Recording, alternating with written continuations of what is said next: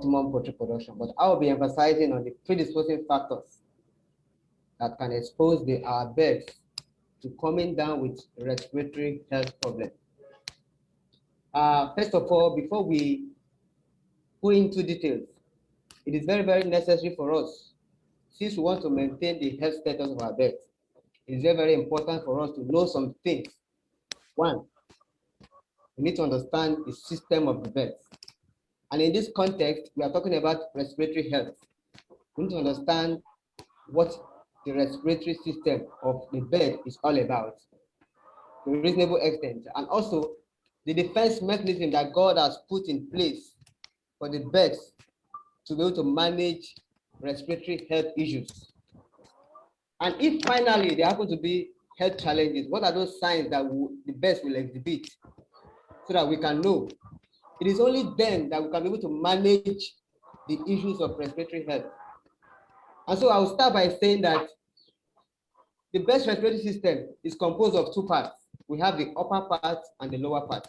The upper part is talking about the opening, the nostril, and the nasal cavity, that is the passage. There's a link that we have between the voice box and the food box, that is the larynx and the pharynx.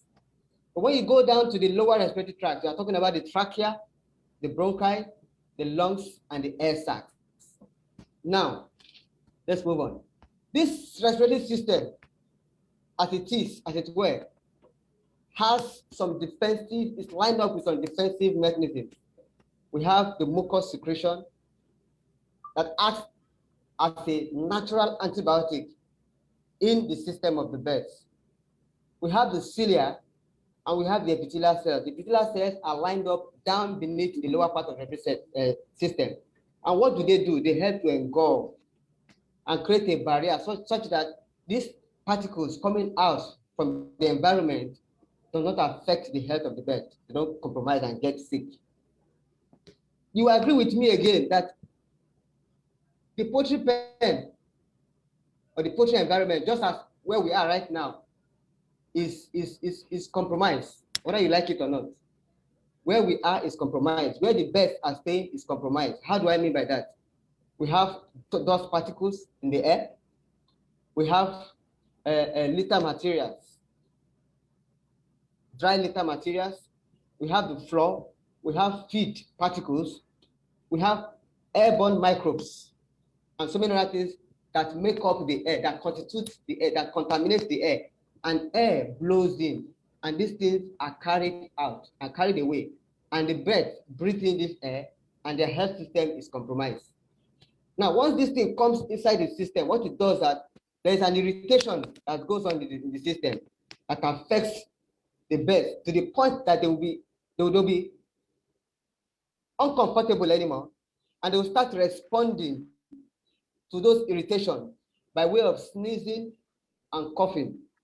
And if care is not taken, if the coughing becomes so excessive because of the high level of irritation that comes into them, they will start exhibiting so many other signs. You start seeing so many other signs. The coughing will increase, the sneezing will increase. You know, they will have discharges coming out from different parts of their body, particularly the eyes and the nostrils.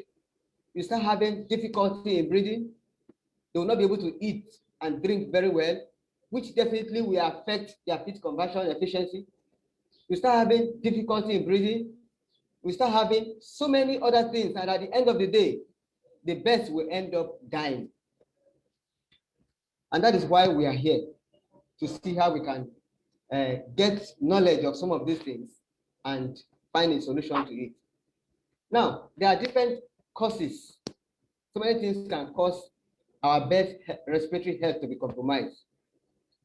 There are viral origin, which I'm not going to talk about in my presentation. There are bacterial origin, there are fungi origin, and there are parasitic origin. But my emphasis, like I said, is based on the predisposing factors to respiratory illnesses. And what are predisposing factors? Those are those risk factors, those things that makes our birds vulnerable to coming down with respiratory issues. Those things can trigger the onset of respiratory problem, or they can even aggravate or compound the respiratory problem. Some of those things are what we are seeing on our screen. Brooding materials. What kind of material are you using to brood your beds? What is the level of air movement in the penthouse? That's ventilation. If it is poor, it's going to affect them. Then the litter material we use. What kind of litter material are we using? Can also affect or predispose the bed to respiratory problem. We are going to look at some of these things one after the other in a jiffy. High stocking density. This is a very important issue that I believe we are going to gain something from at the end of this session. Excessive dust in the air. Ammonia buildup. Carbon monoxide. Cobwebs. The nature of the feed that we are serving to our beds. Some feeds are very dusty. They could be moist. And once they are moist, they could be moldy. And once they are moldy, spore forming organisms can grow from there. And it will constitute more problems to their health. Then some of us are used to buying our day-old chicks from hatcheries. After sorting them out in the penthouse, instead of us to destroy the chick box, we don't destroy them. We just put them aside in one corner of the penthouse. We are constituting more problems to our bed in the future. Now let's take them one after the other. Poor brooding material. What is the source of your litter material? It's a question. What is the source of your litter material? And what kind of litter material are you actually using on your farm? This is very, very important. You agree with me that in Nigeria today, the conventional litter material that we are used to is sawdust, which you see on the screen. But I've seen farms that make use of, wood shavings, but I've seen farms that make use of sawdust as their litter material. The truth is that they are doing themselves more harm than good, in the sense that sawdust is not a good bedding material. The best, at least for now in Nigeria, litter material that is good to raise our beds on is wood shaving. The reason is not far-fetched. It can absorb moisture very well. It can be used later on as for manure. It helps to conduct heat very well. It's more of a good insulator than sawdust. If you keep using sawdust, the implication is this. One, this thing is a dust particle. It's finer than wood shaving. What do we expect from sawdust? The birds could even pick them. They could pick them. They could sniff them. Once they sniff them, it will irritate their respiratory system. And once it irritates them, it will affect their defense mechanism. They could even eat them. And when they keep eating them, because since it is powdery, it looks more like feed. And it will impact in their crop and affect digestion. So these things are very, very necessary for us to do. We're not expected to use sawdust as our litter material. If you use them, we are predisposing your beds to coming down with respiratory issues later on in life because of the nature of the litter material. Look at the word sawdust. Dust is dusty. So we should watch that. Now, let's take a look at another one. Ammonia buildup. Too much of ammonia buildup in the pen is also a problem. There are farms that we go to for 1 week, 2 weeks, they find it difficult to pass the litter in the penthouse. And what do we expect? Ammonia along the line will build up. And when it's built up, what happens? The effect is what I want to talk about now. How does ammonia affect the respiratory health of our beds? This is it. Like I said there are defense mechanisms in the system of the bed. The cilia, the mucus secretion, and the epithelial cells. What this ammonia concentration does that's so pungent, it paralyzes the cilia. It weakens the function of the cilia. The cilia is supposed to trap and expel particles. and obnoxious substances out through the nostril, it paralyzes them to the point that they will not be able to perform their function. And what happens along the line? The bird's health will be compromised. Ammonia buildup again in the penthouse will affect the vision of your bird. They will not be able to see very well. You start having issues like swollen eyes, redness of the eyes. Again, even you human being that works in the penthouse, most of us will not be able to eat in the penthouse where our birds are staying. Why can't you live there? But you allow the birds to live there. They live there all their lives, and you expect them to live in an environment that the ammonia level is very, very high. It will be very, very difficult for them to perform and give you the best of results that you expect from them. If you go to some farms, particularly in a farm settlement, you have things like this. It is more common. Farm settlements are more prone to respiratory problems. Why? Because the level of their waste disposal is almost entirely zero. And I tell you the truth, go to farm settlements and take a record, take a survey. You find that majority of up to 50% of their challenges is coming out from respiratory, it's going to be a respiratory problem because of the way they dispose their feces very close to the penthouse. And what have you succeeded in doing by removing the feces in the penthouse, for example, and putting them beside? You have not done anything. The same odor will ooze out, the same pungent smell will ooze out and infiltrate the entire penthouse. And the whole place will still be smelling. And the birds will always come down, will be suppressed every now and then. So we should watch these areas. And let's take a look at another one. Brooding.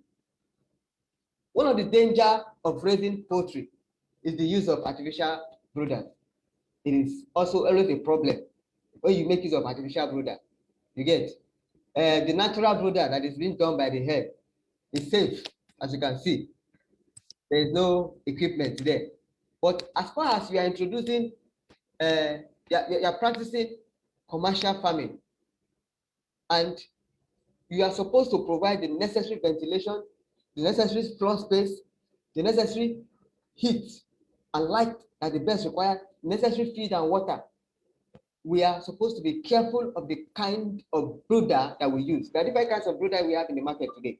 We have the electric brooder, we have the gas brooder, and we have the traditional coal brooder, which we can see here. The brooding materials. This is a gas brooder, and this is a coal brooder. Please, I want to mention it here. I've seen it before. Some of us have seen it before. Let us never go into practicing anything like this. Never use firewood as a brooding material. Never use drum and firewood as a brooding material.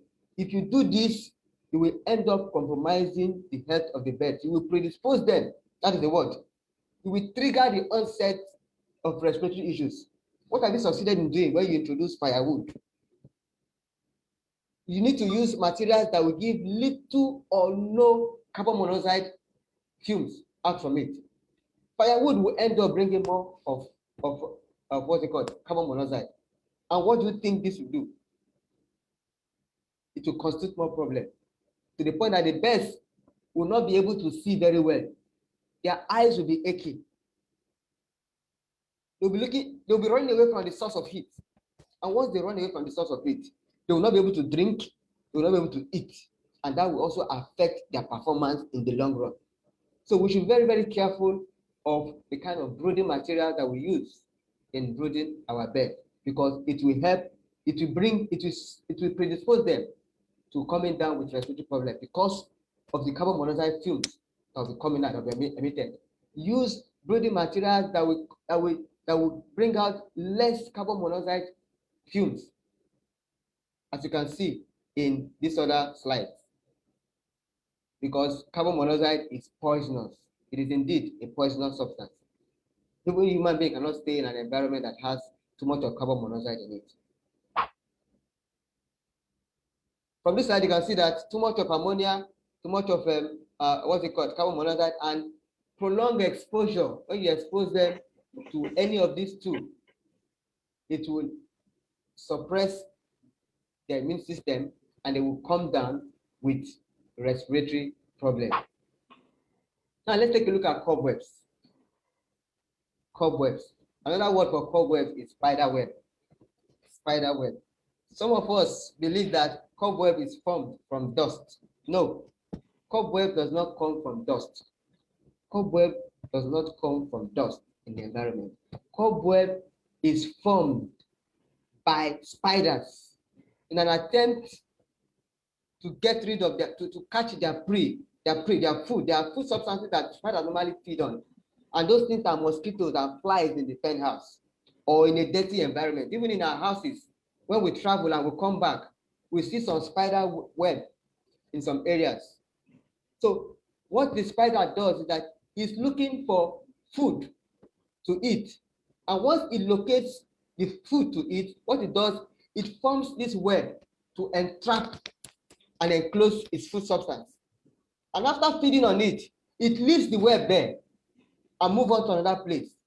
So if you don't clean the cobwebs, in no time, you will see so many cobwebs in the penthouse. If you don't clean the cobwebs, in no time, you're going to see so many cobwebs in the penthouse. So what do? Regular cleaning. Because if you don't clean it, dust particles, like I said earlier, the environment that we live in, the environment that the birds live in is composed of dust particles. It's composed of foreign, what's it called? Foreign agents, like airborne microbes. It's composed of the skin and the follicles or feathers of the birds that are blown around. All these things later fall on the web and form this thing that you see, this crust that you see here, all this crust that you see here, this cloudy substance. It is the dust that fall on the web that makes it look like this. What actually forms this web is our spiders. Not cleaning them will result to dust falling on the web. You see them like this. Now take a look at these two pictures for crying out loud. You see that in this other picture here, there are little or no cobwebs. Now, men looking at it, what do you expect from the birds that are staying inside this penthouse and the birds that are staying in this penthouse that is loaded with dust and web? What do you expect to see from them? Illumination will be hampered. Vision, you cannot even see what is happening from outside. So constant cleaning of the penthouse will help reduce the level of cobwebs, which will help the birds to see very well, to eat very well, and light will go in, and the birds will perform very well. Now, high stocking density. This is a serious problem. It is one condition that most farmers are finding it difficult to understand. And I want to believe before the end of this session, we are going to really know how to manage this issue. Now, once the population of our bird is more than the required space, what you have succeeded in doing is that you will increase the ammonia that will be built up on the litter. That is one. There will be stampeding, two. Apart from that, there will be competition for food and for water. There will not be uniformity of growth, and the performance will be affected. And diseases will spread easily in an environment like this because the farmer was not able to know how many birds he will put in a particular penthouse. It is a big challenge for most farmers, particularly birds on deep litter. But today, I want us to do a little mathematics so that from here on, we will know how many birds we can put in a particular pen dimension. With that, you don't even need to call a professional. You can do it on your own. Now, what are the tips to avoiding overcrowding that will predispose our birds to respiratory problems? The tips. There are 4 things that you need. 1, you need to know the length of the penthouse. 2, you need to know the width of the penthouse. 3, you need to know what they call floor space requirement. Every bed, every class of bed has a particular standard floor space requirement. You must know that as a farmer. If you don't know that, it's a big problem. You keep having problem of overcrowding or high stocking density. And lastly, you must be able to apply the simple formula that I'm going to give to us this morning. Now, this is the recommended floor space requirement for deep litter system. If you are raising what's it called, broilers, that's the meat type of birds on deep litter, this is the standard. Please take note of this because I may not be able to repeat it. You should be able to know the standard floor space requirement at every age range. For broilers, if you are keeping them from the first day you brought them into their penthouse to the 18th day, that's almost 3 weeks. The floor space requirement per bed is 0.5 square foot. Please note that. If you want to keep them from 19 weeks to 42 weeks, let's say 6-7 weeks before you dispose them off and sell them, the floor space requirement per bed for broilers on the floor is 1.1 square feet. Once you have this information, you are good to go. Now, for the pullets, the ones that will lay for us later on in life, from the first day to the 6th week, their requirement should not be more than 0.5 square foot per bed. If you are keeping them beyond 6 weeks, from 7 to 17 weeks, on the floor, not in the cage, on the floor, what you need to measure is 1 square feet per bed. Then if you want to keep them from 18 weeks all through their life, they keep playing on the floor, what you need per bed is between 1 to 1.5 square feet per bed. Now, what do you do next? This is the formula to determine how many beds you can house in a pen house without having to compromise or having a problem of high stocking density, overcrowding that will affect or that will predispose the beds to respiratory problem. Get the length of the pen house, multiply by the width of the pen house, and you already know the floor space requirement. Based on this information, you already know the floor space requirement. Pick the floor space requirement that you want. For example, if now you want to keep your broilers for up to 6 weeks on the floor, the floor space requirement is 1.1 square feet per bed. So, and you have a pen space of, for example, length. If the length of the pen house is 50, for example, 50 feet in feet, I'm using my measuring unit in feet. If the length of the pen house is 50 feet, multiply by the width. What is the width of the pen house? Determine that. If the width of the pen house is 10, for example, 50 times 10 is 500.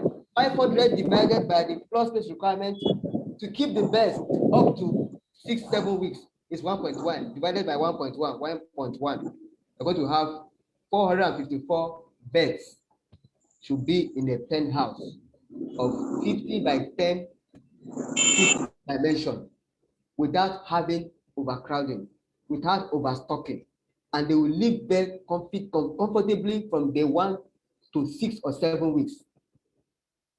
You can do the same thing for the pullets. You're going to get better results. Now, finally, what have we been talking about? What are the main points in summary that we have talked about now that will guide us against respiratory disease in poultry? First of all, it is said that if you are not informed, you will not be transformed. Education of farm workers is paramount. Many of us are here today, but how many of our attendants are listening to this presentation? How many of our farm workers are opportune to come in? Are you allowed to give the opportunity to come in, to listen, or to improve their knowledge in farm practice, so that when they come back to your farm, they will apply what they will have learned and transform your farm to a better state. So education is key. All farm workers should be educated. Now, we must acquire our best from the start, from a healthy place, from a good source, and the best must be healthy. Keep the environment clean and dust-free.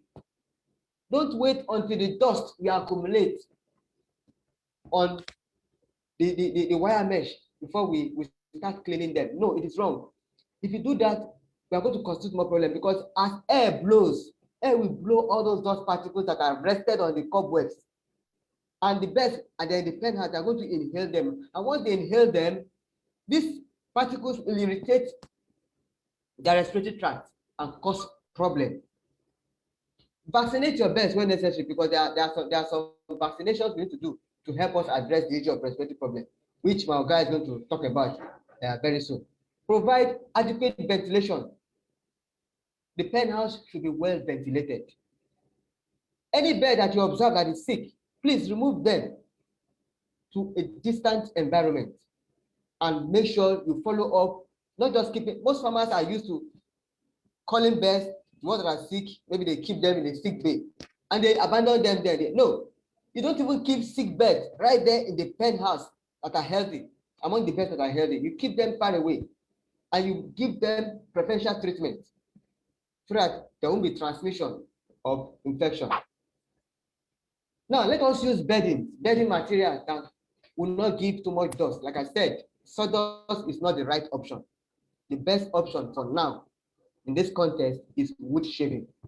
I've explained the reason why sawdust is not good. Now, do not use old litter materials for new floor. There are some farmers, well, I'm sure most of us don't do that, but maybe you just finish a particular flock of bed. Instead of you to pack the litter material and clean up the place, you still bring in new beds to stay on the same old material. If you do that, you're going to cause more problem. So regular removing of feces will keep manure, the ammonia level at bay. So regularly, at least devote time, even if it is 3 times every week. Let it be a practice, a routine. 3 times every week is not too bad. Let the level of litter accumulation in the penthouse be well reduced. It will help, because these birds, they are there, they eat there, they sleep there, they defecate there. And you as a farmer, you can't even eat your food in the penthouse. Then you expect the birds to be eating in the penthouse. And these birds are going to give you profit, they're going to give you money. And if you don't do well tomorrow, you start looking for who to blame. Practice all in, all out system. As you are finishing a particular flock, take them away, clean up this place. Clean up the place entirely before you bring in a new one. I want to show us a little video, a short video to that effect. Now, do not raise younger birds closer to older birds. This is another challenge that most farmers are fond of doing. You will see the highest they will do, they just partition them with one wire mesh. It's still wrong. You partition younger birds and older birds in the same pen. It's a wrong practice, actually. Maybe they don't have space, but it's a wrong practice. So we cannot see what is wrong and keep quiet. Now, prevent wild birds from entering the penthouse. This is also very important, because they can be carriers of any kind of respiratory viruses, which my guy will talk about. Then as the season changes, we should also understand seasonal change.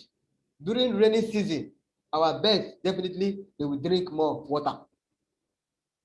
Sorry, during dry season, they will drink more water. So what happens when they drink more? They will eat less. The thicker materials that they would give out will be watery. So that means you have to create more time in packing the litter in the penthouse regularly than during the rainy season. So we should look at this very well. And when the weather is cold, like during Harmattan, this period also predisposes them to issues of respiratory problem, to cold. So we have to be very careful. Then we should be biosecurity conscious. Generally, all these things we're talking about is trying to see how we can be biosecurity conscious. That is the only way we can guide against respiratory problem. Let me just share this video with us before I round up. How we practice all in, all out method.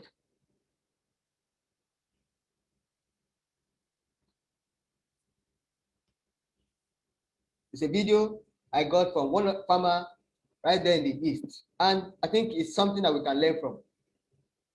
This is what he's doing: cleaning the penthouse before bringing in another one, making sure that all debris, all cobwebs, all cracks and crevices are really tackled, are worked on, so that new birds will have a field day to perform very well.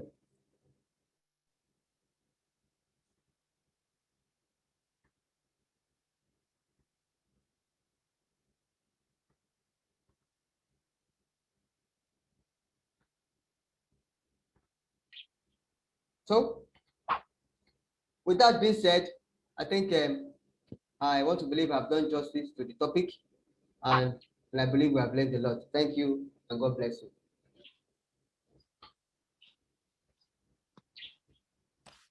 Thank you, Mr. Lawson.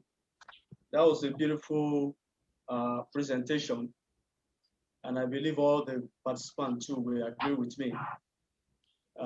Mr. Lawson has done justice to the predisposing factors, that can that can affect your poultry health. And he has also mentioned some of the guides. He mentioned that we must educate the farm workers. And that's why I want to encourage all participants here. When else you are joining our Farmers Forum, make sure that you invite your farm workers too to be part of this program so that they can learn. Then acquire healthy birds, vaccinate your birds, keep the environment clean, provide adequate ventilation to bird, call the sick bird. To mention just a few out of what he has said. Mr. Lawson, thank you very much. It was educative and informative. Thank you. Let me also tell all our participants that if you have any question for Mr. Lawson, you can drop it in the chat box. I will take all the questions at the end of all the presentations. And then let me also say that along the line, I will invite Dr. Kwe, the Executive Director, to make some remarks. While waiting, okay, for the second speaker, I also want to let us know, I want us to take just a minute silence in honor of our late CEO, Chairman of Animal Care Services Consult, Nigeria Limited. I'm talking about late Dr. Olatunde Agbato. Can we have a minute silence?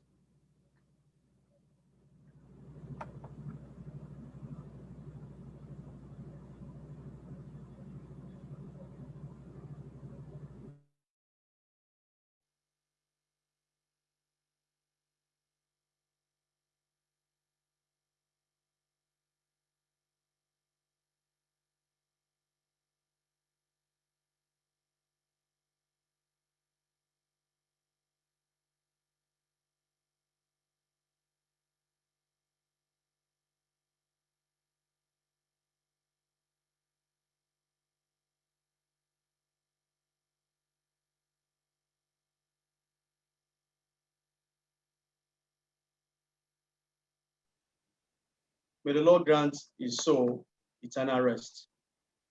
Amen. Amen. Thank you all. Are you hearing me? Dr. Aduta, I hope you are set for the next presentation. Can you hear me, Dr. Aduta?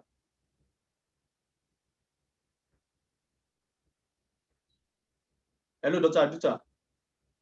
Can you unmute yourself?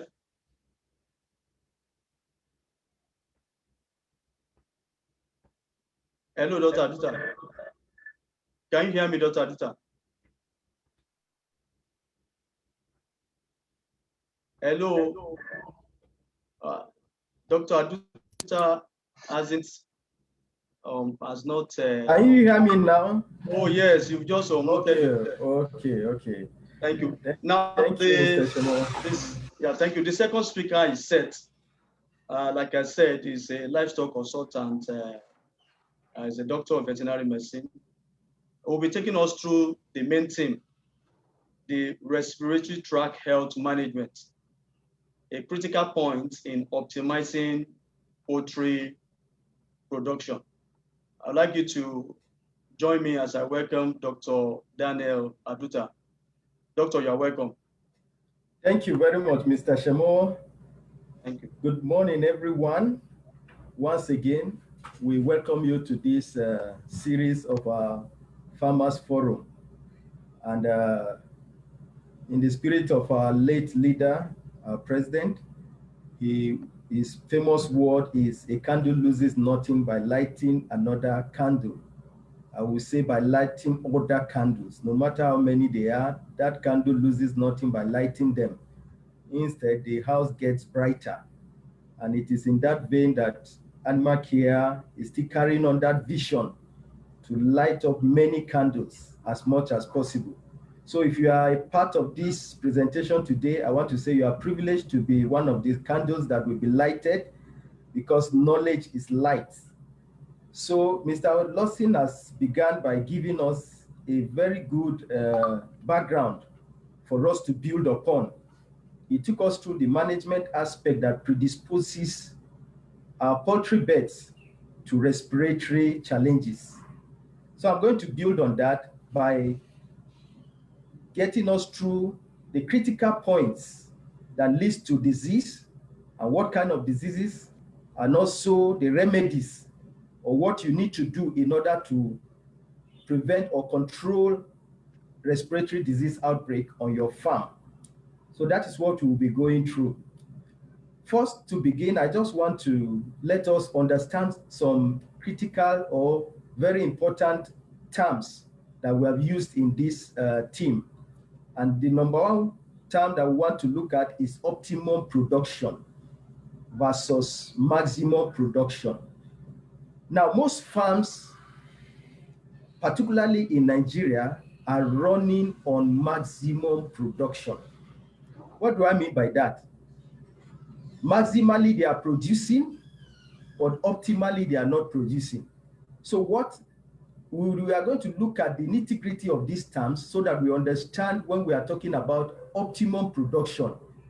And respiratory tract health is very important for you to achieve this optimum production.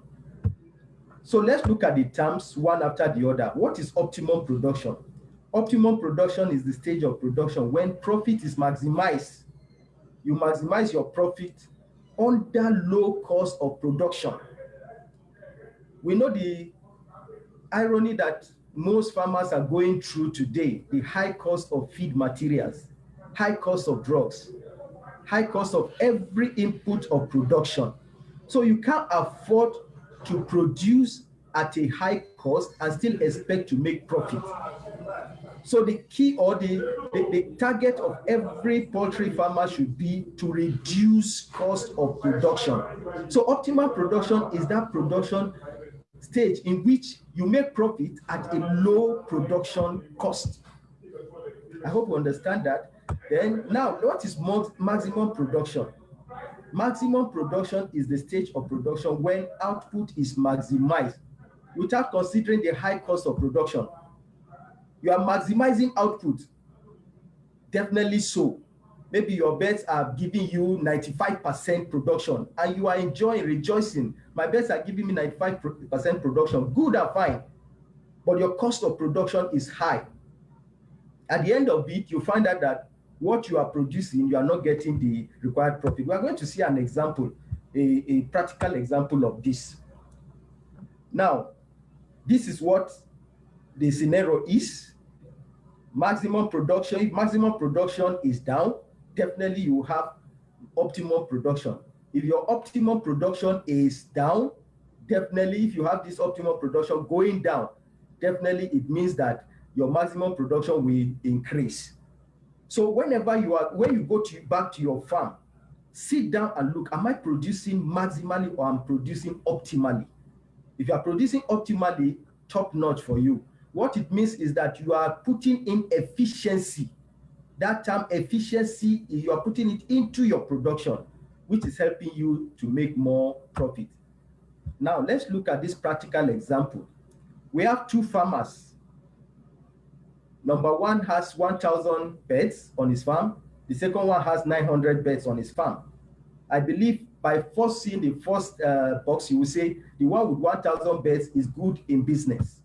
The one with 9,900 beds is good also, but it's not as much as the one with 1,000 beds. Now, the one with 1,000 beds produces 900 eggs, which is 90% production, right? The one with 1,900 beds produces 750 eggs, which is 83%. Even at this stage, you will say the one with 1,000 beds is in for more profit. Now, let's look at their cost of production, which is the input, cost of input. Now, the one with 1,000 beds put in 28,000 in order to produce his 90%, while the one with 750 with 900 beds put in 22,500 naira in order to produce his 83%. Now we know the selling price of egg. Let's say this 1,100 averagely. I know in other places more than that. Let's take the lower part. If the selling price is 1,100, the one with 900 eggs will sell his own at 31,000. Then the one with 750 eggs will sell his own at 27,500.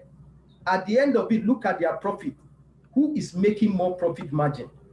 The one with 900 beds. So this should guide us in order for us to make good judgment of whether we are producing maximally or optimally. It is very important. Now, this is where respiratory tract management, the health of your beds, comes into place. It's very important. I used to tell farmers that two things, if you can take care of two things, 90% of your problem is over in terms of disease on your farm. That is your gut health. Thank God we have held a webinar on gut health. That was the last one the one before the last we had. And also your the respiratory tract of your beds. If you can manage the health of these two systems, then you have managed 90% of the disease aspect of your poultry. So that's why it's important for us to look at the respiratory tract of a bed. Now, let's look at respiratory tract versus FCR. Now, if your beds are having very good respiratory health, very good one, that means the respiratory health is up this way, then the FCR automatically will reduce. Automatically, the FCR will be reduced. Though other factors might be there also, but it will greatly affect the FCR. The FCR will reduce. But when the respiratory health is compromised, consider a bed that has Mucosal or that has CRD. Anybody who has gone through the experience of CRD will know that those beds, particularly broilers, will never give you the required weight because feed conversion ratio is very high. Now, FCR is feed conversion ratio. That means if you have high FCR, it means you are giving more input to your beds and they are giving you less result. That's what we mean by FCR, high FCR. Now, if you have a low FCR, it means you are putting less input and you are getting what? Very high result. So that is how FCR is measured. Now, let's look at the next one now. Let's look at the respiratory. What does the respiratory tract of a bed entails? Mr. Lawson has started giving us a background of it, and I will build on that foundation. Now, the bed's respiratory tract is a very unique system, very unique, because the respiratory tract of a bed helps the bed to achieve almost every part of the system. Every part of the system depends on the respiratory tract. Even the skeletal growth of the bed depends on the health of the respiratory tract. Now, this is what the respiratory tract looks like. Mr. Lawson mentioned some part of them. It starts from the nares or the nose. They don't have nose, but they have what we call nares. You can see my pointer there showing the nares. Or some of it also, they breathe through the mouth also. That's why when you find that the weather is hot, you find the birds panting, they're taking air through their mouth also and pass it through their trachea also in order to cool. Now, we'll look at the function of the respiratory tract later, but this is just the physical aspect of it. Now, it starts from the nares, like I said, then goes, let me go back. It starts from the nares and then goes to the trachea, from the trachea then to the down to what we call the lungs. But there are very unique features in the respiratory tract of birds which call air sacs. You can see this area where my pointer is showing all these lobes you are seeing. These are the air sacs. All these here, these are the air sacs. Those blue, some kind of bluish area. Those are the air sacs. Now, the air comes into the trachea directly into the air sacs. Now, we have 9 of these air sacs. The first one is this cervical air sac, which is only 1. But the other ones, the clavicular air sac, the cranial thoracic, the caudal thoracic, and also the abdominal air sacs, they are paired, 2 on each side, 2 on each side. It's important we understand these things so that if our birds are having respiratory challenge, you can be able to say, what is the matter? What is going on? You can figure out what is going on with them, so you seek the right remedy for them. Now, if these air sacs are compromised, it affects the bird. Now, the second aspect of the birds is what we call the skeletal system. The skeletal system of the birds is what we call pneumatic bones. They have what we call pneumatic bones. That means the bones have holes in them. So as the bird is breathing, some part of the air goes into the bone also. And there's exchange of gas at that stage also. So that is why I said the skeletal system of the bird is very unique compared to that of large animal. So the air sacs does almost most of the work that the lungs does. They have a lung, but the lung there is just to receive the air and pass it to the air sac. I won't bother you with much of the physiological aspect. Let's go ahead. Now, this is the feature of that of other animals. That of other animals, what we have is this. You have the nose, the nose, that's the opening where the air comes in. Then we have the trachea, and then it falls into the bronchus, and then the lungs.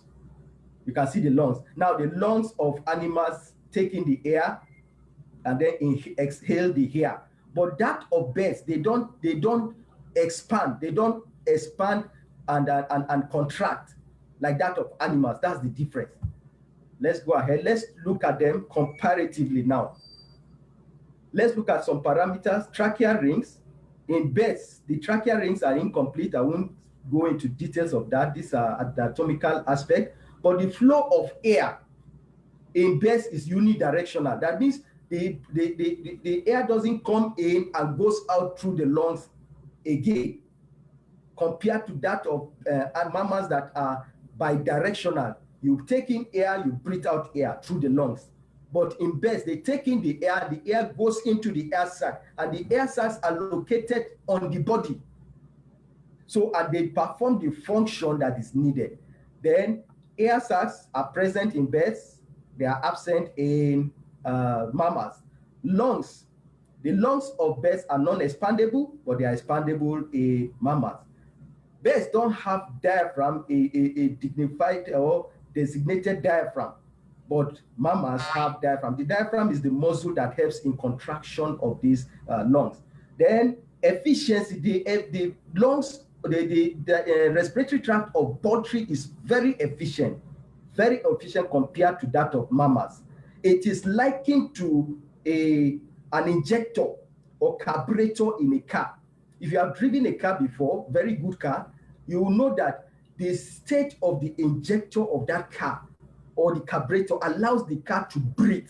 When they say a car moves with a breathing speed, that means that car, nothing hinders the flow of the mechanism. That car is breathing, it moves very fast. If the injector or carburetor of a car is not working fine, definitely that car will not move as is expected. There will be hiccups, there will be jacking, it will not perform at its maximum efficiency. So that is what we are talking about. Now, what is the importance of the respiratory system of birds? Now, for ventilation, the respiratory tract of birds helps in ventilation. Ventilation means the flow of air, cooling of the body. It helps very well in that. Like I said, the air sacs are located on the body. They are located on, if you open the bed, whenever your vet is going to perform PM on your bed, ask him, you want to see the air sac, he will show you. And these air sacs are also liable to infections. when there are infections, it will affect the, on the respiratory tract, it will affect the air sac, and the air sacs cannot perform this function very, very well.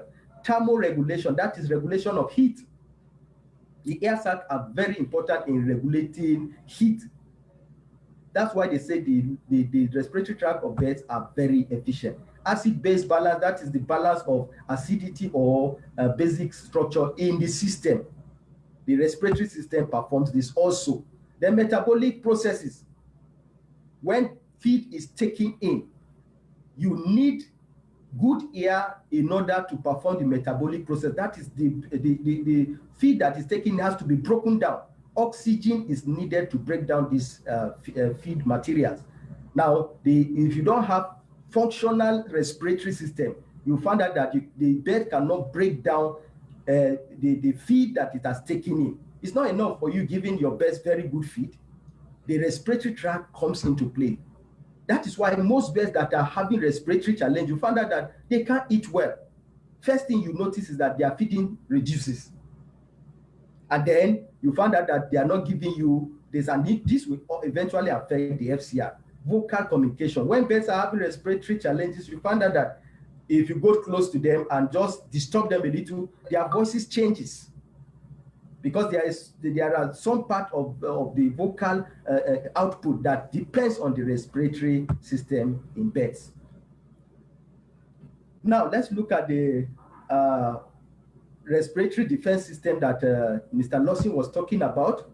Now the defense system, as he started saying, we have cilia. The cilia is just like the hair-like structure that coats, is located from the trachea down to the bronchus. The bronchus are the branches of the trachea. They are coated inward. Now this cilia is hair-like. It is the physical defense system. You see it propelling back and front in order to do what? Ward off any particles, bacteria particles, any particles, dust particles that is coming in. It helps to do what? To ward it off. Try its best to like fan it away or keep it from reaching the mucosal lining of the bed, of the respiratory tract. It helps to ward it off. Now, if peradventure the microbe or dust gets past the cilia, it now reaches the mucosal lining of the respiratory tract. Now, at the mucosal lining of the respiratory tract, in this area, there are mucus that is produced. This mucus, the function of it is to entrap or to hold or to put in cage any microbe that comes in. Then on the epithelial lining, which is the wall, the main wall of it, of the respiratory tract, there's what we call scavenging cells. I don't want to disturb you with the terms, macrophages and all the rest, T lymphocytes and all the rest. At that point, these are cells that fight any microbes that comes into the system. So the epithelial lining of the respiratory tract is bladed with these scavenging cells. Now these cells consumes every microbe before they reach the system. So that is the uniqueness of the respiratory tract. Now let's look at the common diseases that affects the respiratory tract. We can categorize them into bacteria, viral, fungal, and others. Now for the bacteria, we have different ones. We have fowl cholera. Many of us, I know many will be shocked to say fowl cholera. They thought many usually think fowl cholera is more of just what they call it, more of a gut infection, but it's also a respiratory infection. Infectious coryza, many of us have seen that before. Mycoplasmosis, which is CRD, which many of us are used to CRD, that's chronic respiratory disease. Bordeliosis, which is common in turkeys, particularly then ornithodorosis, which is rhinotracheitis, also present in turkeys also. Then psittacosis is common in expensive birds like parrots, we call it psittacine birds. That is common to them. These are the respiratory tracts, bacterial respiratory tracts in birds. Now, the viral ones are Newcastle disease, we are used to it. Then the very big one, avian influenza or the bird flu we know. Then infectious bronchitis, which is the same family as the coronavirus that we are experiencing now, but is found in birds. Now, this does not affect human. Before someone will say IB is coronavirus, and we have IB in birds. We have coronavirus in birds. No, it doesn't affect humans. Then infectious laryngotracheitis. Now, this is also a respiratory tract, viral respiratory tract infection. For the fungal infection, the main common one is what we call the Buddha pneumonia or Aspergillosis, usually present in chicks. When you collect your chicks in the first 1 to 3 weeks, if your brooding area is not good, we saw the management of brooding condition. If you are using bad brooding equipment, smoke, lot of moisture in the environment, those birds are prone to brooder pneumonia. At that moment, when you start having brooder pneumonia, you are opening the gates for other respiratory diseases to come in at that early age. Now, others include ammonium toxicity, which Mr. Lawson has talked about. We have parasites. There's this parasite called Syngamous trachea. Usually they come male and female. You'll find them lodged in the trachea. And it's very common in birds, in particular laying birds. You find the bird stretching its necks. And sometimes you see them, when they just shake their head, you see the worms coming out from the mouth. You think it's from the mouth, but it's from the trachea. So that also can cause respiratory distress. Then dust, which Mr. Lawson has talked about. Dust is very important. Please use good bedding materials and keep the environment free from dust if you want the birds to enjoy good health condition. Now, these are pictures of some of the diseases I've mentioned. Aspergillosis, you can see it here. You can see these birds at that tender age. You can see them struggling. He will just open his mouth, close his eyes, as gasping for air, terribly gasping for air. Then we have this now. This is Newcastle disease. Oh, no, fowl cholera, sorry. Fowl cholera. We have this fowl cholera, this Newcastle disease here. Then we have infectious coryza. Now, avian influenza, you have it here. You can see what avian influenza looks like. You can see this, swollen area. And then the shanks of the bird, that's the leg. If you look at the leg, you will see it reddish. Now, I just use this egg to depict infectious bronchitis because most of the time, you find out that these respiratory diseases have similar, for you who is inexperienced, they have similar signs. So I brought out the very specific signs that you will see, and then you will liken to it and say, this is what we are dealing with. Now, when you see the eggs showing this kind of thing, that is malformed egg. You find the eggs, they decolorated. You find the eggs having so many kinds of deposits on the body. And then you are having respiratory tract signs, which we'll see later. Then you know that you are dealing most likely with infectious bronchitis. But at the end of it, get to the lab or get a vet to diagnose what you are going through. But this is just a first sign for you to start thinking, am I having this condition on my farm? Now, this example of what we are talking about, aspergillosis, you can see these lungs. These lungs are having what we call nodules. You can see nodules on this lung at that tender age. Now, if they open the trachea, you see these nodules also in the trachea, inside the trachea. You see these nodules here. You can see them lodging here. This bird, there is no how it can breathe, rightly. Then that means the respiratory function has been compromised. Now, what are the signs of respiratory tract infection? Now, the first thing you see is sneezing, usually, or before sneezing, well, you can see down there. Down there, we have death. In fact, sometimes an unexperienced farmer, the first thing you notice is death, unexplained death. Because respiratory tract infection would have started long. If you are not experienced enough to listen, to find out what is going on, you just come and find death. It is at the point of death that you start thinking, what am I going through? And then you start listening, and then the other signs will start coming. Already it has started subclinically. We have sneezing, coughing, then whistling. These three are very important. Sneezing, coughing, whistling, they are almost the same thing. Whistling and labored breathing.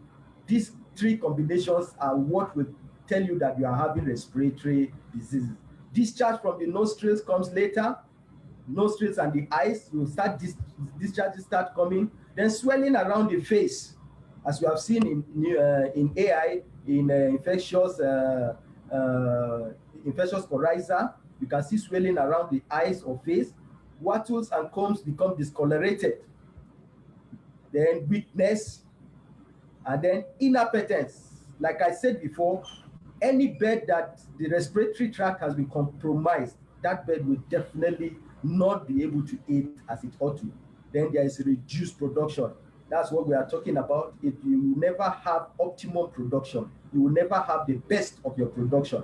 And at the end of it, many deaths or mortality. You can see from this picture, most at times you can see here is depicting that there is also diarrhea. I didn't put diarrhea there because diarrhea can be confusing. Most of the times, whenever you have respiratory tract infection, diarrhea too will be there. But this is it comes as a secondary bacterial infection that took advantage of the respiratory tract infection and comes in. Now, how do we effectively now tackle respiratory tract diseases when we have it? If we have respiratory tract disease, how do we tackle them? This is the basis of our presentation. Now, I used to say the best way to tackle it is for you to do two things, which is prevention and then the real treatment. Now, prevention, how do you prevent it? First, good housing, which we have talked about, management of the beds. Start with good seed, good beds. There are some beds that come with some respiratory diseases from the hatchery. Like Aspergillosis that we're talking about, it comes from your environment, but sometimes even from the hatchery, they have it. CRD that we're talking about, most beds come with CRD from the hatcheries. So if you are getting your seeds, get your beds. The seeds here means your DOHs. Get it from the right source. Even your point of lay, get it from the right source, so that you are sure that you are not introducing respiratory disease into your farm. The moment you introduce respiratory disease into your farm, it is difficult for you to handle it. It is very difficult. Though antibiotics are there for you to use, but they have their own side effects also. Now, good biosecurity is very important, preventive measure. Then vaccination. Make sure you are up to date in the vaccinations needed. Make sure you are up to date. And don't compromise on the vaccination. If you have started vaccination, don't stop along the way. I've seen people who say they are not using some vaccines on their farm, but when they introduce it, they just give halfway. I said, if you give halfway, it's like introducing the disease to your farm and allowing it to flourish. Make sure you do the right vaccination. Serum monitoring is where the lab comes in. We have Animal Care has its own lab. Whenever you collect DOHs, take it to the lab to do seroprofiling. Seroprofiling means they will look at the blood of that DOHs, find out the drugs that is needed or the vaccination you need in order to protect your birds. In fact, at that point, they will be able to tell you that if these birds are showing signs of respiratory disease. And also, along the line of your rearing or production also, once in a while, do seromonitoring to know the right vaccines you should use. Good feeding is very important. If you don't give them good feeds, there's no how they will give you the best. Then early disease reporting or detection is very key. Most respiratory diseases are detected late, and that's why it's difficult to handle. If you can detect it early, I usually tell farmers, every morning or once in a while, periodically, carry your beds up, put your heads close to their what they call to their chest and listen. If you don't have stethoscope, you can do that listening. If you find that you are hearing some sounds like rails or friction, know that those birds are already nursing respiratory diseases. So early detection is key. If you find it early, treatment can easily take care of it early. But if you find out late, by that time, it is difficult to handle them easily. Now, treatment is the second aspect after prevention. Treatment. Now, what do you do in treatment? Isolate the index case. If you find out that one is showing sign, isolate them, take them to the sick bay. You should have a sick bay. And not only taking them to the sick bay, take care of those ones in the sick bay. What many people do is they will take them to the sick bay and abandon them there. No feed, no water, no medication, and you find that they want those birds to recover. You find those birds will not recover. Instead, they'll be brooding the disease more and more. so that when you finish treating the flock, there will be a reservoir for the disease to keep coming into the flock. Now, the last aspect is treat the flock. Treat the flock appropriately. Now, what is the perfect treatment regimen that you need to employ? First is eliminate the causative agent or the etiology. We call it etiology, but etiology means causative agent. Eliminate it. And that is where antibiotic sensitivity test, AST, is needed. Make sure when you are having that sign, take your best to the lab or take samples to the lab so that they know the right antibiotics to use. If you use the wrong antibiotics, you are just doing exercise in futility. You find out that you are giving drugs, you have not taken care of the respiratory tract, it will keep multiplying, and then you are wasting more money. So make sure you do AST in order to find out the real antibiotics to use or the real medications to use. Manage the symptoms. Most of the times, what many people do in treating respiratory disease is to eliminate the etiology. They give you antibiotics. Good. Antibiotics is good. It will kill the etiology. But the symptoms are very important for you to handle. If you don't manage the symptoms, even when you have handled the etiology, now these symptoms can continue to affect the performance of these birds if you don't handle it. And these symptoms also can help also to allow reoccurrence of the disease again. Even when the antibiotics, the effect of the antibiotics has went down, if the symptoms are still there, like mucus discharge, coughing, and all the rest, they are still there, it will allow the disease to come back again. Then practice all in, all out. All in, all out means that every batch you bring, make sure you finish rearing those ones, finish production, and take them back. It's very important. These three key methods are very important for you to treat or effectively have good treatment for respiratory diseases.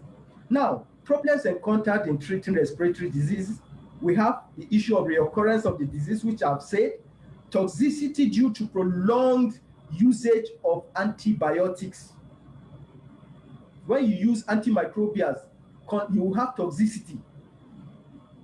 And most respiratory diseases go into chronic phase. Chronic phase means it will continue to linger for a long time. So you need to treat for a long time.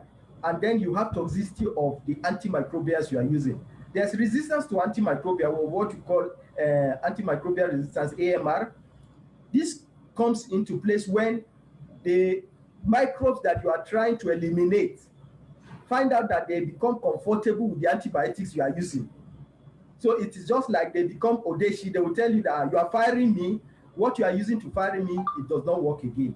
So that is why you need to do real sensitivity tests and then take care of the microbes as much as possible. Now, what is the best recommendation? The best recommendation is antimicrobials from symptom relievers. Symptom relievers, very important. We'll go through them, each product, one product after the other, and then we'll close. Symptom relievers are very important. Antimicrobials are very, if you have these two combinations, you will be able to tackle respiratory diseases very, very quickly. Now, what is our cocktails? We have our cocktails in animal care. Now, this is a product we call Mentofin. Mentofin is not an antimicrobial agent. It's not a synthetic antimicrobial agent. It's a natural product that contains what we call essential oils and eucalyptus and peppermint. If you Google this eucalyptus oil, you will find out that and peppermint, they are very, very key in handling most infections, particularly respiratory tract infections, particularly the eucalyptus oil. And Mentofin has a high concentration of this eucalyptus oil, like no any other products in the market. Very high concentration of it. In fact, getting if you open a bottle of Mentofin, just open it and pour it, you see how thick it is, very oily. Now, saponin there is to help that oily nature. I know since we say it's oily, you'll be wondering, how does it get dissolved in water since we are giving it in water? The saponin there helps it to dissolve easily in water. So it is a perfect combination for you to use whenever there is a respiratory tract infection. In fact, opening a bottle of Mentofin alone, and you just smelling it, you know that yes, this is a product that can handle respiratory tract infection. Now, what is it indicated for? We say for relief of respiratory symptoms. You know, we talked about symptoms. It is used to relieve symptoms very fastly whenever you have respiratory tract infection in poultry, particularly in Newcastle disease, infectious bronchitis, coronary respiratory disease, infectious coryza, fowl cholera, and AI, and other respiratory infections. It's very important. For prevention of post-vaccination reaction, there's what we call post-vaccination reaction, particularly when you use live vaccines, such as Newcastle disease vaccine, that's your Lasota that you are using, or infectious bronchitis live vaccines, the one you give in water, or even infectious IBD, infectious bursal disease vaccine, or coccidial vaccines. I know it will be surprising. The peppermint there in Mentofin is very key when you are having coccidial infection or coccidial vaccination reaction. This vaccination reaction occurs when you have given your vaccines. Few days after giving your vaccines, you start seeing the birds showing similar signs of the sickness you are trying to protect. That's what we refer to as vaccination reactions. This can, most of the time, the birds can go over it, but sometimes it can deteriorate to the form of disease. You might lose some birds. So to mitigate this vaccination reaction, if you give Mentofin, it will try to minimize it as much as possible. It's also an immune modulator. That means it reduces, it also increases the immune status of the birds. Now the application, we say 20 ml per 100 liters of water. That's 1 to 5 of drinking water for 12 hours. Usually twice weekly is very good. It will help to ward off most respiratory diseases. It's a natural product, so the issue of toxicity is not there. That's one thing good about natural product. We are giving natural product. The issue of toxicity is not an issue. The issue of antimicrobial resistance is not an issue. And the issue of reoccurrence is also reduced as much as possible. Now, area spray, you can use 100 ml to 5 liters of water. That's 20 ml to 1 liter. Also, twice weekly, it will be good. That means, let's say during heat or very hot seasons, you can spray the birds. You find that most of the time when these birds have respiratory disease, they cannot drink effectively, they cannot feed effectively. So the best thing is for you to spray it. If you find that they are not drinking well, spray them. When you spray them, particularly in the afternoons when the sun is up, spray them. You'll find out that there will be fast relief from the respiratory distress they are having. The packaging will have 250 ml and 1 liter. Now, what's the specialty of this product? Concentrated herbal extract. Like I said, it has concentrated eucalyptus oil and eucalyptus in it. Check it. In the whole market, it is the one that has the high concentration of eucalyptus oil, which is the main ingredient in this product. Now we have the second product, which we call Pulmofam D. This is a new introduction from Animal Care. We felt we should have more of the natural product. Eucalyptus, this one also contains eucalyptus globulus or eucalyptus oil, also like Mentofin, but this has many other herbal products also in it. And you can see so many of them, Allium sativum, that's this garlic, and all the rest. So many of them are there. I won't bore you with all these terms, the herbal terms. Menthol is also there. So it has concentration of many herbs. That's the advantage of this. These herbs also can take care of other infections that are not respiratory tract. And that's the good thing about this. Now, indication, as we say, co-therapy to antibiotics. If you are using antibiotics, you can use this alongside with it to treat particularly CRD or most respiratory diseases. Now, the application of this 1 to 1.5 to 3.5 liters of water in drinking water. You can overdose this in severe cases. The packaging, we have 250 ml, 1 liter, and 25 liters for big farms that want a higher pack size. Then specialty, this product, like we say, has great herbal mix that reduces the risk of antimicrobial resistance. Now, this is the product. This is what the product does. It's an expectorant and a bronchodilator, and also an anti-stress. Other what they call it, herbs that we saw there have some ability of anti-stress in them, and also anti-allergic effect. So that's why this product is also good. We looked at it, it's anti-allergic and also anti-stress. These are added advantage, and also the bronchodilator. These are added advantage that those herbs gives to this product.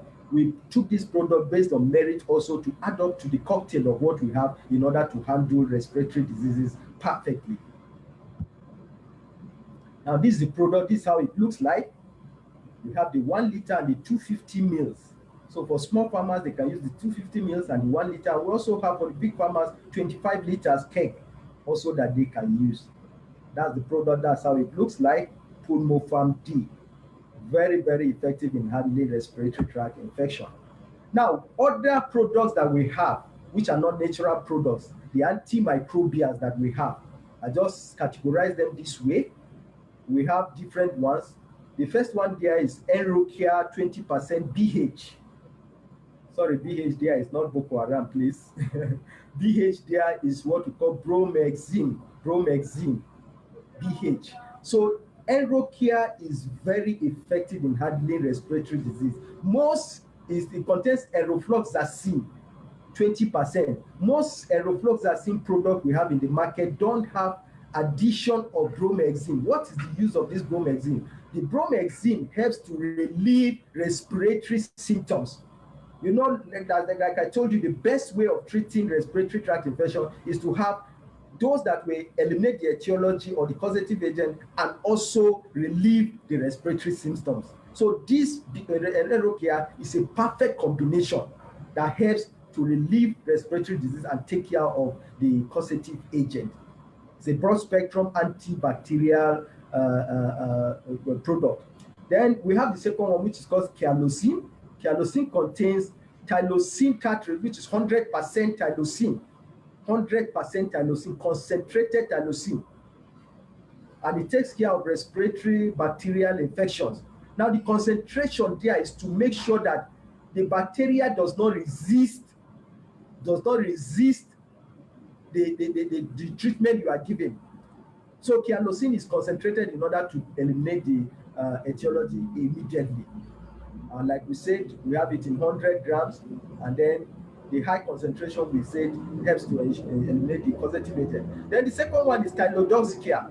Now, Tylodoxycare contains 20% of tyrosine and also doxycycline combination. Like I told you, most of the time when you have respiratory tract infection, you also have gut infections also. You find the beds will also be showing signs of diarrhea. So that is where this combination comes in. Tyrosine combined with doxycycline. Now, allow your vet to make the judgment either to use tyrosine directly or to use this combination. Most of the time, people just use tyrosine combination with doxycycline when they should use only kerosene, which should give you the best effect. Or else, when you have used Tylodoxycare and you are not seeing relief for the respiratory tract infection, upgrade to using 100%, which will knock it off. In fact, usually the best way to use this thing is to start from the lower concentration and then go to the higher one. Now, the third product there is Polyden. Polyden is very effective in handling most of fungal infection and viral infection. Very, very effective. It's an iodine solution, more of an iodine solution, and is used as a disinfectant, an antiviral agent, and antifungal agent, like we said before.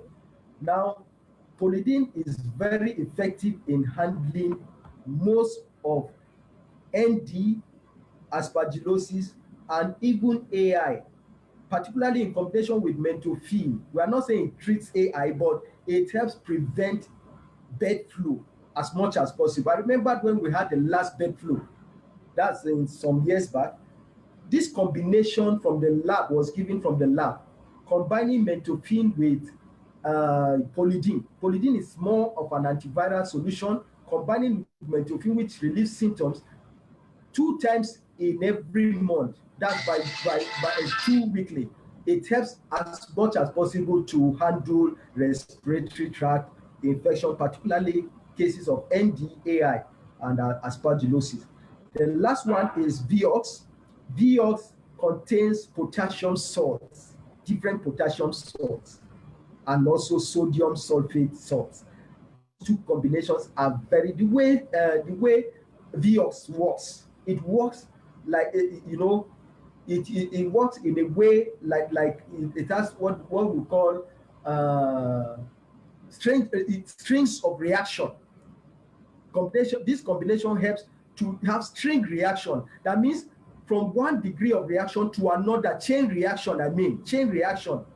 This is a very powerful antiviral product that when put in water and the birds ingest it, it has chain reaction from one degree onto another, it eliminates the causative agent.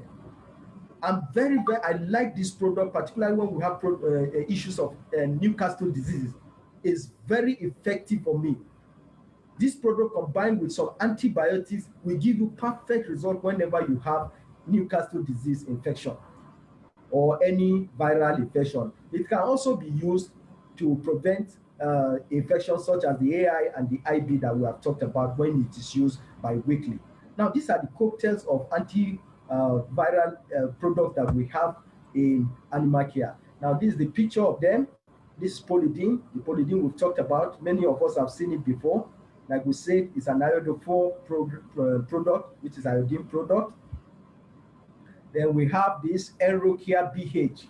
This is the 1 liter Enrocare BH containing bromhexine. The base there is bromhexine.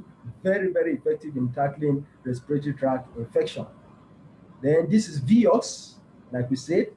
You can see it's written there, ultimate viricide. Ultimate viricide. Very effective in handling viruses. And the good thing about this thing, they act as disinfectants, and also the birds can also take these products. Very effective in handling. So many of us have been working in the dark. You have products that can handle respiratory infections, but you don't know.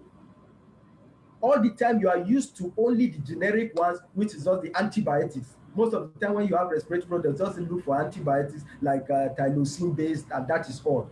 But you don't know that there are other products that also can effectively help you in either treating or also preventing the birds from having respiratory tract. So that is all about our presentation. What is the take-home lesson that we have? The first one is that a healthy respiratory tract in birds is very vital in maintaining their body function and structure. Like we said, the respiratory tract of a bird is like the injector or the carburetor of that bird. The injector in a car or the carburetor in a car is very, very important. When the injector is not good, the car will not breathe well and the car will not move fine. The car will not give you the productivity that you need. Then the second aspect of it is prevention, and proper treatment is the best approach to control respiratory tract diseases. Prevention and proper treatment, underline that word, proper. It's not enough to treat. You have to treat properly in order for you to handle respiratory diseases in birds. Then eliminating the etiology is very key, and managing the symptoms. This combination also we say is very key. If you eliminate the etiology, you don't manage the symptoms, you are doing nothing. If you manage the symptoms, you don't eliminate the etiology, you are doing nothing. So this combination, these two combinations is very important for you to have success. Now, natural products are key to reduce the risk of antimicrobial resistance.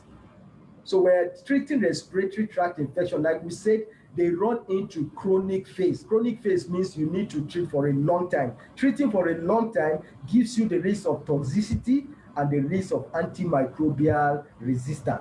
So for you to reduce that risk, employ natural products to manage respiratory diseases. And finally, respiratory tract health contributes immensely to optimum production in poultry. They contribute optimally to poultry, to optimum production in poultry. Very, very key. So if you treat if you have a very good respiratory tract, that means there will be optimum production for your poultry. So that's all the presentation I have for you. And I hope that with this presentation, you'll be able to handle every respiratory tract infection that your birds might present to you. Thank you very much for listening.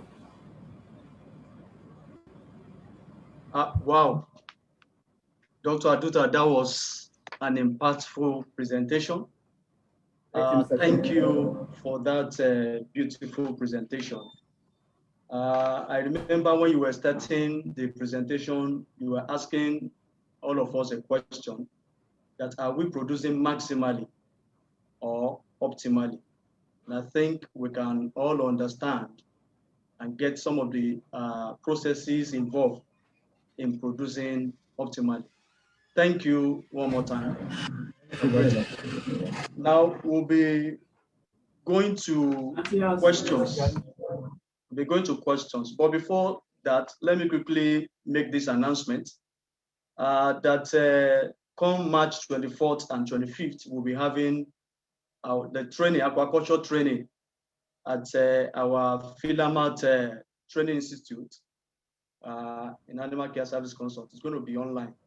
Then April 27 to 29, we'll be having the poultry training. We have some questions at the chat box, which I'll be reading out. And at the same time, if you have any question, you can unmute yourself. This is the question time, and so that all our speakers can respond to all your questions. Thank you.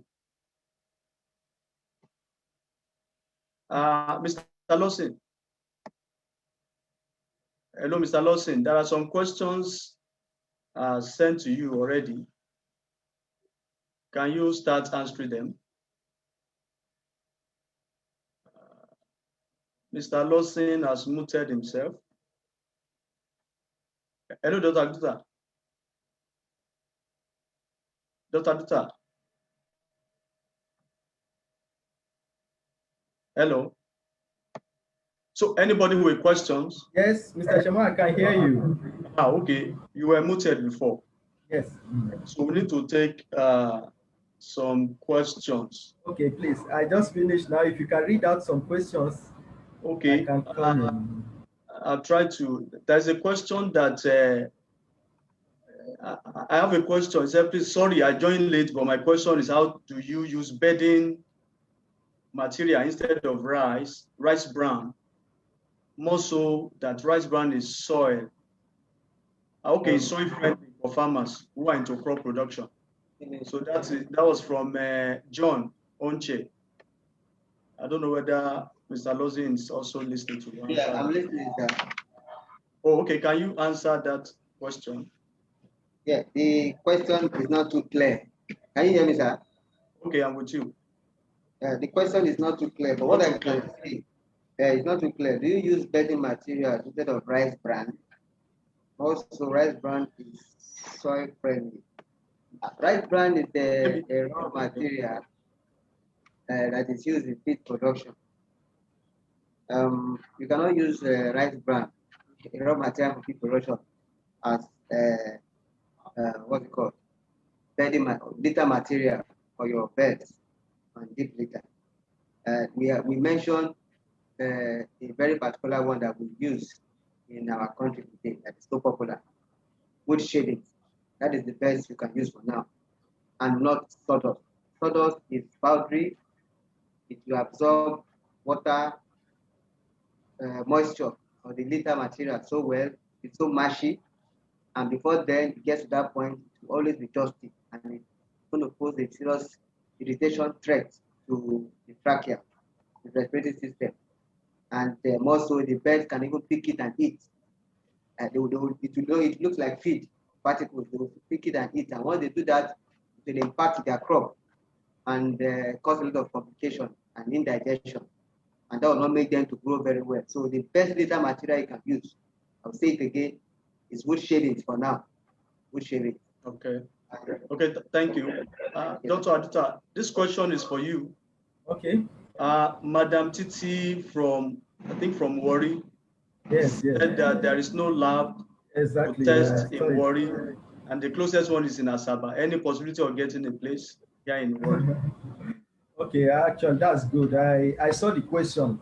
Okay. Presently, we have a lab in Asaba, like you said. And you know, lab is a very technical establishment.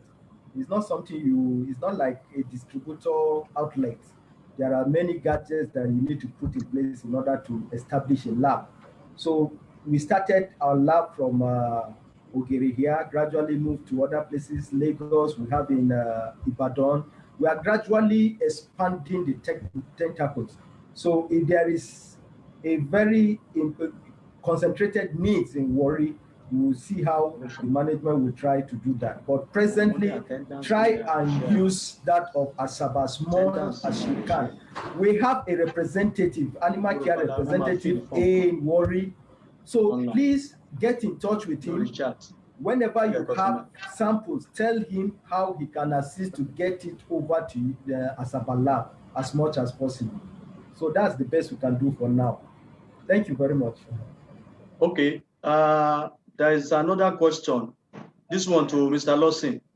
Okay. How do you determine the length and the width of poultry pen? How do you determine the length and the width of your poultry pen? Because you were trying to tell us how to calculate the number of beds, the floor space and the rest. So how do we determine the length and breadth of the pen house? Yeah, let me explain that by saying the length of your poultry pen. I think the question should be the other way around. How do you determine how many beds should be in a particular pen dimension? The length. Okay. The length it's just about getting it. Okay. Sir? Go ahead. The length of the poultry pen is already visible. Just take a measuring tape. Exactly. Yes. Take a measuring tape, and from one end to the other, you get it either in feet or in meters, and you convert it to whichever unit that you want. Get the length, get the width. You need a measuring tape.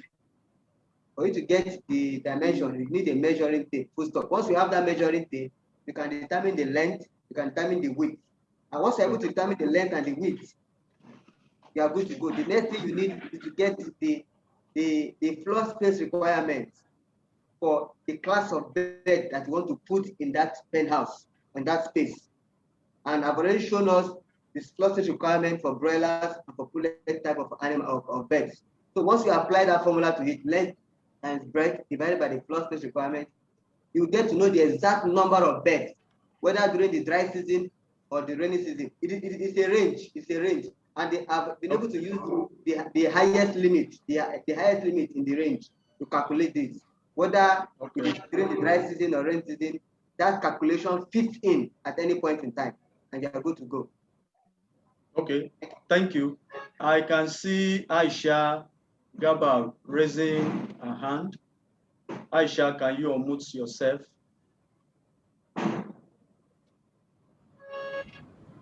Aisha, or Infinix Hot 9 too is raising his hand. So why they are muting themselves? Mr. Lawson, there's another question. How many? This one is not clear enough. How many high whatever should we apply? Okay, I think it's talking about the depth of the wood shaping in the pen. The depth of the wood shaping. Typically, let's say a few inches above the floor. It doesn't necessarily need to be as too thick. It should be much. Yes, let's say 3 inches.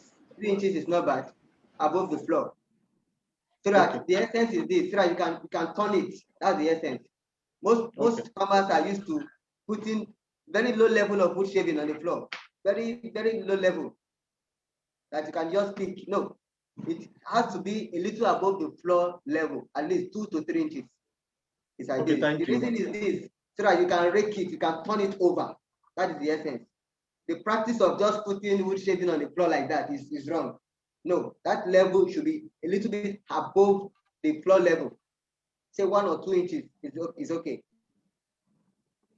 Okay, thank you. Yes, thank you. There's another question. This fellow, Infinix Hot 9, actually wanted to know the maximum number of layers bed one can rear as a backyard farm on one plot of land, considering the environmental laws in Nigeria? Yeah, this issue of stocking density still comes into play. Into play, yeah. Yeah, a one plot dimension. That is a plot of land you want to put all the animals into. Exactly. Now, what is the dimension? What is the length and the width of that plot? There are some plots that are 60 by 120. There are some that are 100 by 50. You get, so once you're able to determine that, one of the dimension is the length. The other aspect is the width. The 100 is the length. Multiply by the width.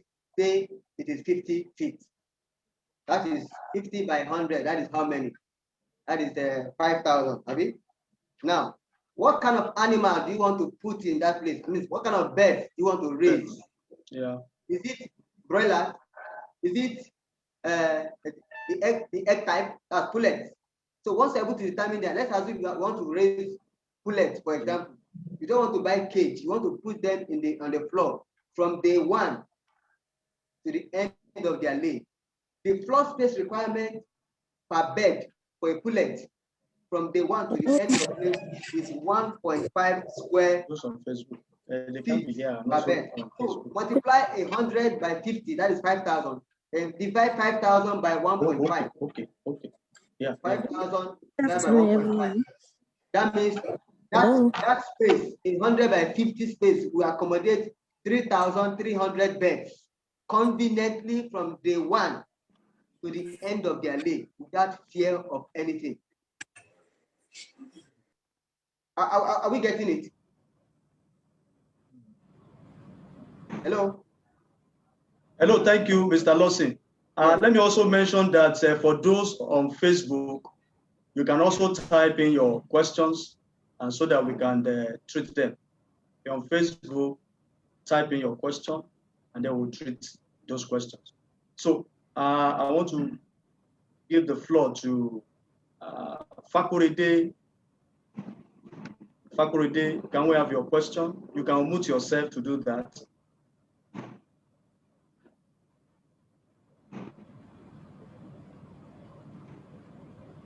Well, another question.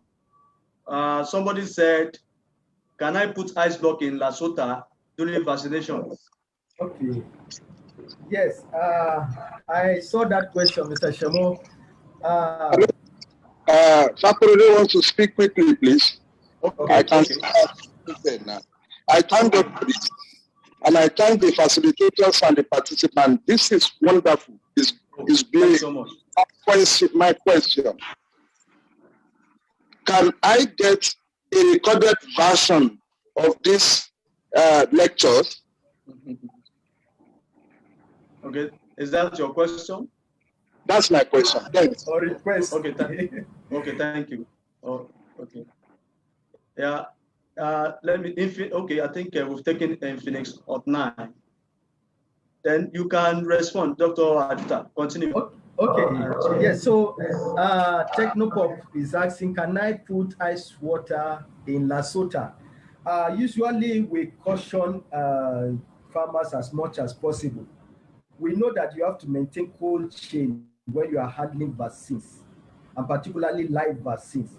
But we should also know that they have specific cooling range.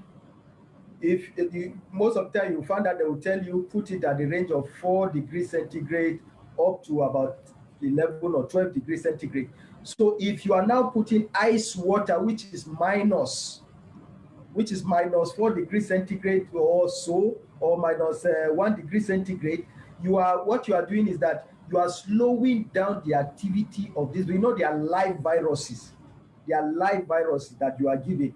It will slow down the activity and you will not get the best. So there is a range of what they call it, the range of cooling that you need. So I will not advise you use chilled ice water in order to mix. You can use cold water, yes. What some people do is that the water, particularly when the weather is warm, when the weather is hot, you find that the water you are getting from maybe the well or empty is a little bit warm also, you can just put ice water and allow it for about 30 minutes to dissolve, to make the water to become cool, as if you are bringing it from the fridge, not freezer. That's why we don't advise you store the vaccine in a freezer, or you store it in a refrigerator. So the temperature of the refrigerator is what you maintain even mixing the vaccine. So try as much as possible. If you're handling live vaccine, that applies to even IB vaccine also. So try to maintain just cool environment for them. Usually water from the well is not so hot. You can use that, and within 1 hour you should be able to give the best you know to drink it. Then Ogele also asks a question: can Newcastle disease cause CRD, and how do you handle it? Newcastle disease is a respiratory disease. CRD is another respiratory. Like I said, one respiratory disease will open the door for the other ones to come in. Chronic respiratory disease is a term to tell you that the respiratory disease has gone chronic. Now, usually the one that is usually incriminated is mycoplasmosis. That's the one that causes it most of the time. But when you have CRD disease, it can degenerate to CRD if mycoplasma comes in and then have its field way. But it is not Newcastle disease that is causing chronic respiratory diseases. They are different entities. But yes, it can degrade or degenerate to that. I hope you understand. That's why I say most of these respiratory diseases work hand in hand. Then Joshua asked a question. He said Mentofin does it. That he saw he usually use 1 ml to 5 liters, to 4 liters, I mean. But here we are talking about 1 ml to 5 liters. Yes, that's true. You know, the reason why this is so is because there is wide margin of usage for natural products. 1 ml to 4 liters, 1 ml to 5 liters, the margin is not much. They are all within the same margin. It's a range. Sorry. So if you are using 1 ml to 4 liters, you are okay. If you are using 1 ml to 4 liters, you are still in line. There is nothing wrong with that. So please, anyone you are using, you are still in line. Said they already. Post as a chat. Mr. Shemo, you can go ahead. Okay. Thank you, Dr. Aduta. There are some other questions still coming in. Okay, I can see Lukman Rotimi. Yeah, you have the platform. You can ask your question. Unmute yourself. Unmute yourself.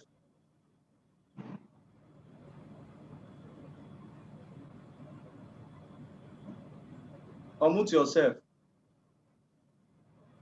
We are not hearing you.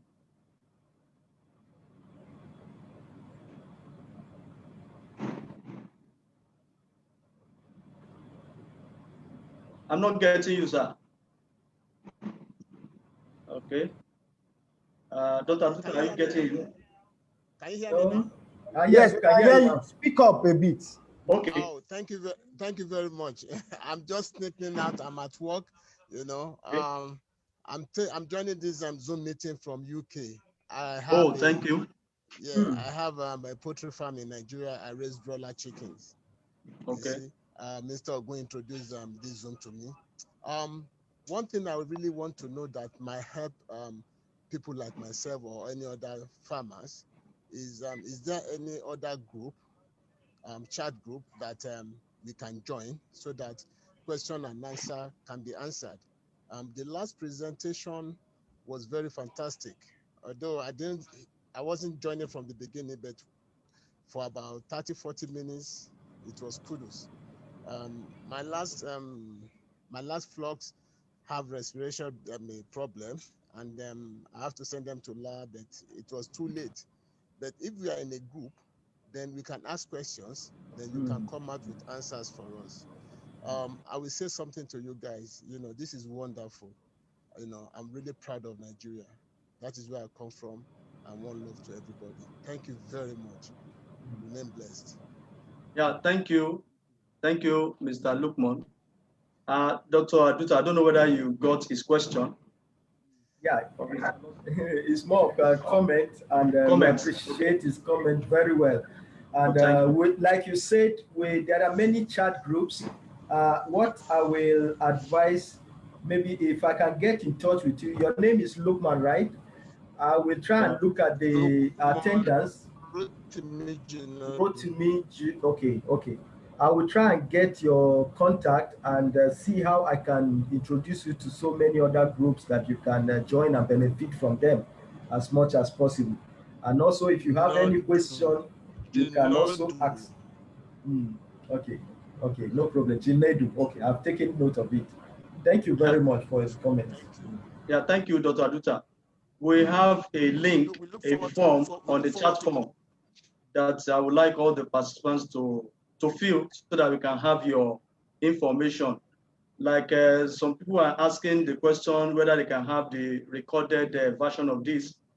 You can have this on all our social platforms. So after this meeting, we'll begin to have access to that through all animal care social platforms. There are more questions coming in. I don't know whether we can stick to them. Somebody's raising his hand. I think it was Mr. Lukman. Okay. Somebody else. Okay, Infinite Hot 9. You have the floor, and Mr. Adedeji. Adedeji, you can unmute yourself. Or Infinite Hot 9. Okay, Adedeji, can you hear me? Yes. Are you Hello, there? can you hear me? Yes. All right, my name is Adedeji Abemindayo. Thank you for this forum. I'm actually in Benin. So my question has to do with when we give Lasota to birds using nipple drinker. I find it difficult having these birds finish the water within 1 hour, no matter how much you stop giving them water. Usually I stop giving them water maybe around 4 the previous day, and by 9 o'clock in the morning, I've missed the accurate form of Lasota for them. But you still find out that maybe around 12:1, you still have the Lasota. At times I use vaccine boost to trace it. So somehow they are not able to finish that volume of water within 1 hour. At the end of the day, we end up having different issues of Newcastle disease on the farm, despite the fact that Lasota is repeated almost every month. So I don't know what can be done for those using nipple drinker. What can be done to make sure that these birds get their water at the right time accurately and they finish the Lasota within 1 hour? That's my question, please. Okay, thank you. I hope you got that. Yes, please. You are right. You are really having a very serious issue of vaccination. Usually, we advise you make sure you try this. What quantity of water do they drink in a day, throughout the day? You should be able to get that, the birds. Now, the quantity of, but depending on the age of the birds, if they are matured birds, just take that quantity, reduce it to 1/4 of it. 1/4 of what they drink for the whole day. I hope you understand. And this also depends on the weather also. So, but if you find out that you are giving 1/4 and they are not finishing it within 1 hour or 2 hours, the next time you are giving, reduce the water further. What you are not reducing is your vaccine itself. If your vaccine is for 2,000 doses, you are not reducing the vaccine, but the water, you can reduce it to the level that you feel they can consume within that period. If they don't consume it within that period, anything you are giving 2 hours later is just ordinary water. Because like I said before, the vaccines need to, the virus themselves need a very good environment to thrive. So once you are extending beyond 2 hours, the water would have become warm and the vaccines would have been, the active vaccines would have been killed. So you are giving ordinary water, you keep having reoccurrence of Newcastle disease on your farm. So try this and see the quantity you are giving now. They are not consuming it all. Calculate it and see. How can I reduce it that they can drink it within 1 to 2 hours? So reduce the quantity and make sure your nipples are working fine. All. I hope you understand. What you should not reduce is the vaccine itself, but you can reduce the water to make sure they take it within short time. Thank you. Sorry Thank you, to Doctor. continue. I think there's a question about Polyden. Yes. Somebody is asking, can we combine Polyden with antibiotics? Like we said, Polyden has antibiotics property. If you are combining it, make sure from the lab they give you the right combination.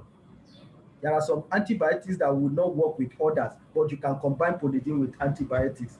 And he went ahead to say he has CRD and he has treated with Vioxx and antibiotics, and he's still having reoccurrence. That is exactly what we are saying. What you are giving is, we are only giving what will eliminate the etiology, but you are not giving what will take care of the symptom, particularly in CRD. So you are giving Vioxx, you are giving antibiotics. You have not given something that will take care of the symptoms. That's where natural products comes in. There was this farm in Jos that I went to. That was the first time we were bringing Mentofin. They had issue of respiratory disease, and the person said he has treated. In fact, when I went to the door of the farm, I saw so many containers of different antibiotics that have been used. And he said he's thinking of selling the best. The best I can never forget, they are 13 weeks old. I said, we have a new product, Mentofin. Can you use this product and see? Reluctantly, he said that's how they kept bringing so many drugs. Reluctantly, he collected it. By then, he was even saying it's too expensive. He collected it and used it. Do you know, in fact, the first day, the second day, their drinking improved. The third day, their feeding picked up. And the fourth day, he said, this product will never leave his farm. Always he has it on farm. So you have to make sure you combine this in order to treat respiratory tract properly. Thank you.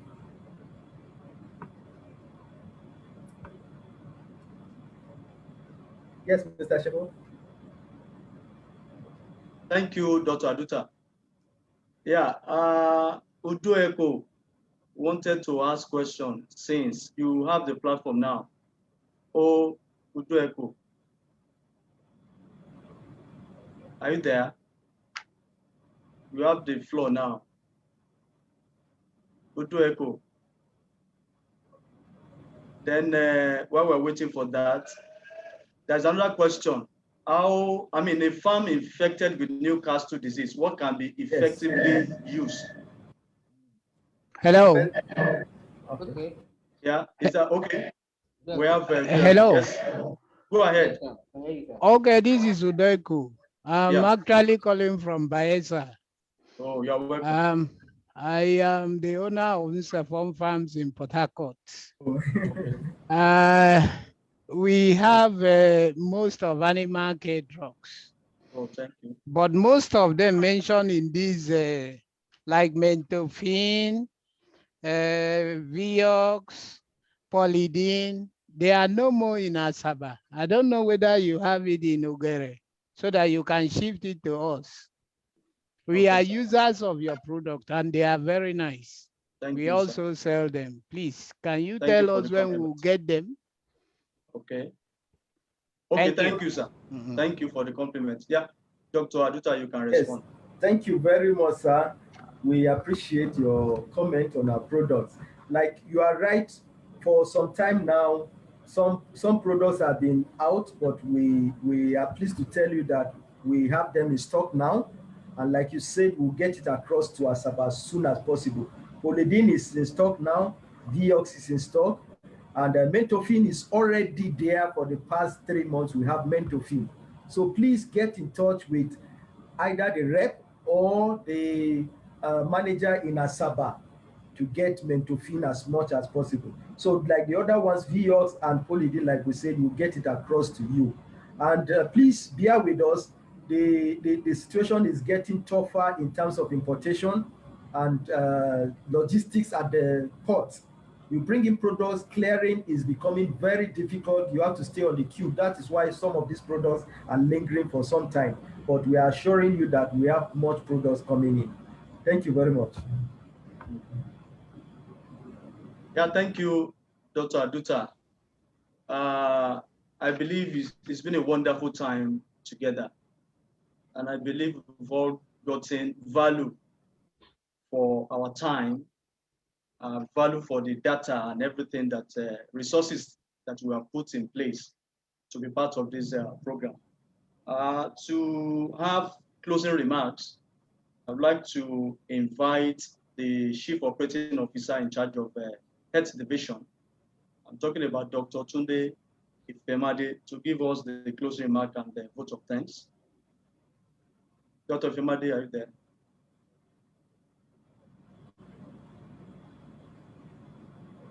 Hello. Yeah, we're hearing you. You're welcome, sir.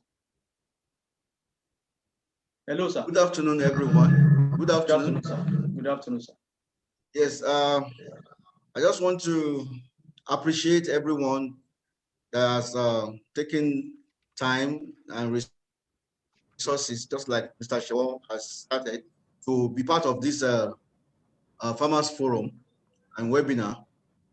And the audience has been quite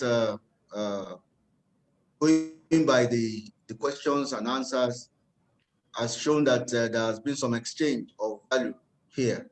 So we want to thank you so much for this, for your time.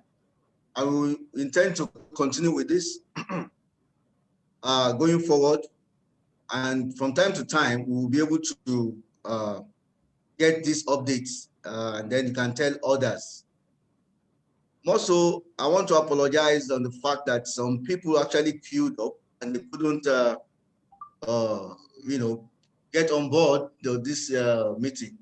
Yes, we will ensure that we expand the scope going forward, and then the people from the streaming, the live streaming on Facebook, and the international, audience, like we have even Mr. Ledum Dominic from Germany, who actually one of the brains behind the Mentofin product is also here with us. Thank you. The audience, Mr. I can't remember his name, from UK, and also from length and breadth of this country, Bayelsa to Kano. It shows that we actually have we are grateful to you for your time. So more information will be passed across. Like I was trying to say, that the feedback forms can be filled up for us to do some tracking and then ensuring that we form a family going forward. For us here, we've been here for 42 years and we intend to be here for the next 50 years. So, and we are indigenous, and we thank God for yes has brought us and to the level we are going together. So feel free to ask your questions, even personally. We'll be very ready to assist you going forward. So thank you very much for your time. I want to thank you for your listening attention. Thank you. Yeah, thank you, Dr. Ifemade.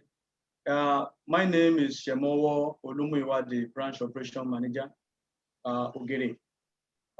We look forward to having you in our next webinar program.